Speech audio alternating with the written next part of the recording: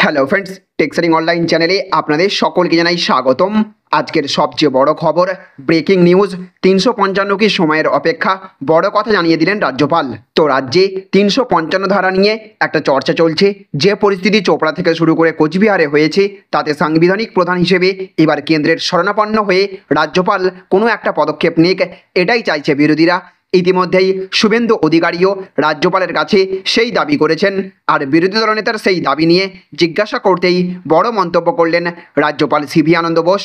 এই দিনে এই বিষয়ে রাজ্যপালকে একটি প্রশ্ন করা হয়, আর সেই প্রশ্নের উত্তর দিতে গিয়ে তিনি বলেছেন সমস্ত রকম পরামর্শকে স্বাগত, পাশাপাশি 355 ধারা নিয়ে বিরোধী দলনেতা যে আর্জি জানিয়েছেন তা খতিয়ে দেখার আশ্বাস দিয়েছেন রাজ্যের এই সাংবিধানিক প্রধান।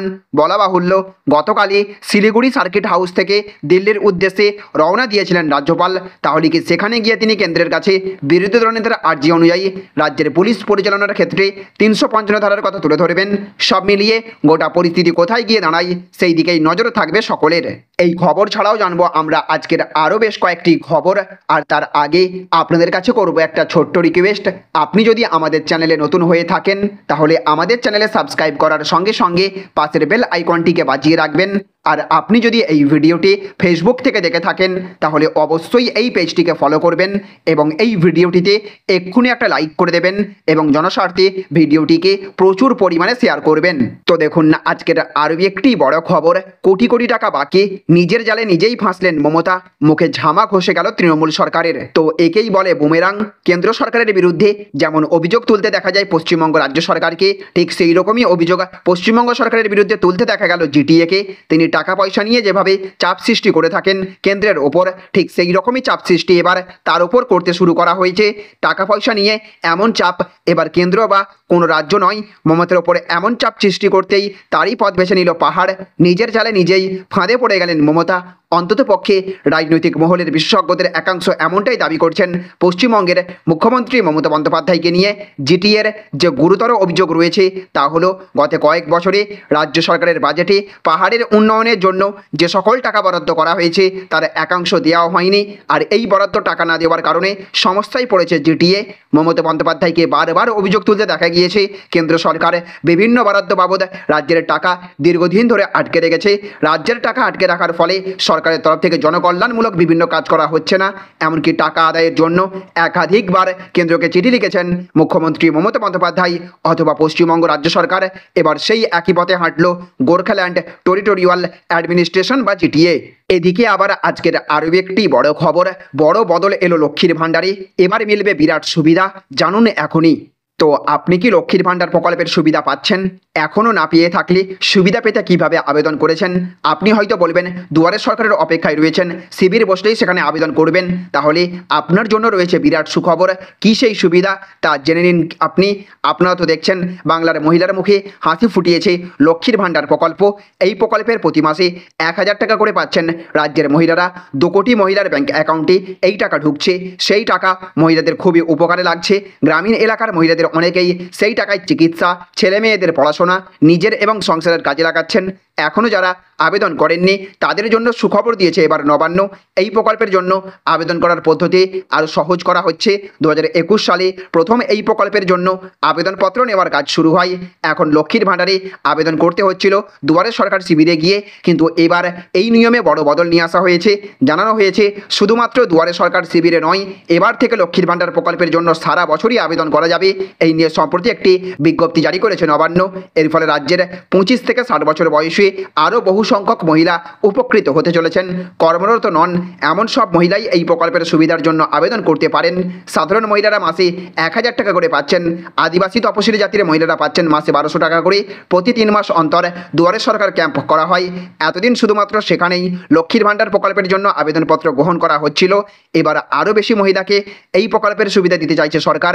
সেই জন্য সারা বছরই আবেদন গ্রহণের ব্যবস্থা করা হয়েছে। কোথায় আপনি আবেদন করতে পারবেন লক্ষ্মীর ভাণ্ডার প্রকল্পের জন্য।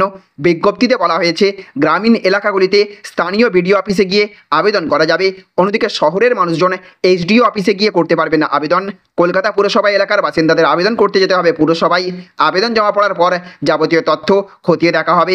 সমস্ত তথ্য সঠিক থাকলেই ব্যাংক অ্যাকাউন্টে টাকা পাঠানো হবে রাজ্যের তরফে। লক্ষ্মীর ভাণ্ডার প্রকল্পের জন্য কি এবার অনলাইনেও আবেদন করা যাবে? এই নিয়ে প্রশ্ন করেছেন একাধিক উপভোক্তা।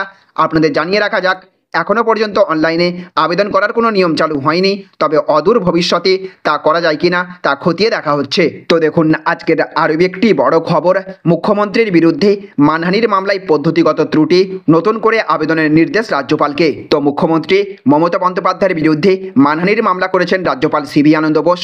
পদ্ধতিগত ত্রুটির কারণে মামলার শুনানি পিছিয়ে গেল কলকাতা হাইকোর্টে। পুনরায় মামলা দাখিল করতে নির্দেশ দিলেন বিচারপতি কৃষ্ণ রাও। বৃহস্পতিবারই হবে এই মামলার শুনানি।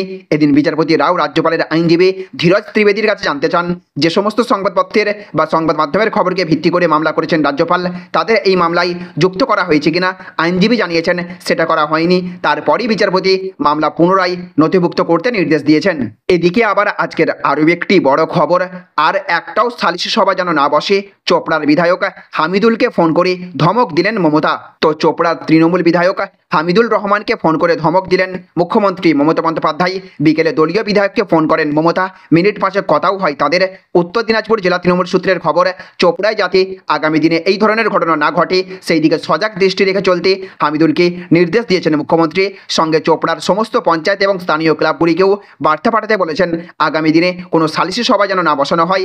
যদি এলাকায় কোনো সমস্যা হয়েই থাকে তবে তা যেন পুলিশ প্রশাসনের ওপর ছেড়ে দেওয়া হয়। এছাড়াও চোপড়ার ঘটনায় মূল অভিযুক্ত যদি দলের কোনো পদে থেকে থাকেন তাহলে যেন অবিলম্বে তাকে সেই পদ থেকে ছেঁটে ফেলা হয়, এমনই নির্দেশ বিধায়ককে দিয়েছেন মুখ্যমন্ত্রী মমতা বন্দ্যোপাধ্যায়। তো দেখুন আজকের অন্তিম আপডেট, 21শে জুলাইয়ের পর খেলা ঘুরিয়ে দেবেন মমতা। রাজ্যে নয়া বিপাকে পড়বে বিজেপি, ফাঁস চাঞ্চল্যকর তথ্য। তো বাংলায় কার্যত ধস নেমেছে বিজেপি শিবিরে। মমতা বন্দ্যোপাধ্যায়ের একের পর এক চালে বিধ্বস্ত পদ্ম শিবির। এবার নয়া চাল মমতার। 21শে জুলাই শহীদ দিবসের পরেই নাকি খেলা ঘুরিয়ে দেবেন তিনি। ঠিক কী করতে চলেছেন তৃণমূল কংগ্রেস নেত্রী? এবারের লোকসভা ভোটে বাংলায় সবুজ ঝড় উঠলেও বেশ কিছু জায়গায় সাংগঠনিক দুর্বলতা চিহ্নিত করেছে টিএমসি। শহরাঞ্চলে জোড়াফুল শিবিরের ভোট কমেছে, গ্রামে সেটা না হলেও সাংগঠনিক দুর্বলতা চোখে পড়েছে বলে জানিয়েছেন তৃণমূলের এক রাজ্য নেতা। এবার তাই মেরামতির পথে হাঁটতে চলেছেন মমতা। সাংগঠনিক দুর্বলতা কাটাতে কাজের লোক বাছাই করতে চলেছেন তিনি। বিধানসভা উপনির্বাচন এবং 21শে জুলাইয়ের সমাবেশ, আপাতত এই দুই নিয়ে বিশেষ ব্যস্ত তৃণমূল কংগ্রেস। সাংগঠনিক স্তরে এর প্রস্তুতি দেখার জন্য রাজ্যের নানা জেলায় ঘুরছেন জোড়াফুল শিবিরের রাজ্য সভাপতি সুব্রত বক্সি। এর মাঝেই সামনে এলো বড় খবর। জানা যাচ্ছে 21শে জুলাইয়ের সমাবেশের পর দল এবং প্রশাসনের কিছু রদবদলের পথে হাঁটতে পারে টিএমসি। দলের সর্বভারতীয় সাধারণ সম্পাদক অভিষেক বন্দ্যোপাধ্যায়ের সঙ্গে কথা বলে এই নিয়ে চূড়ান্ত সিদ্ধান্ত নিতে পারেন সুপ্রিমো মমতা বন্দ্যোপাধ্যায়। তাহলে ফ্রেন্ডস, বুঝতে পারলেন, এই ছিল আজকের কয়েকটি গুরুত্বপূর্ণ আপডেট। এই ভিডিওটি আপনাদের যদি ভালো লেগে থাকে তাহলে অবশ্যই ভিডিওটিতে একটা লাইক করবেন এবং অবশ্যই ভিডিওটিকে রাজ্যের সমস্ত মানুষের কাছে শেয়ার করে সকলকে জানার সুযোগ করে দেবেন।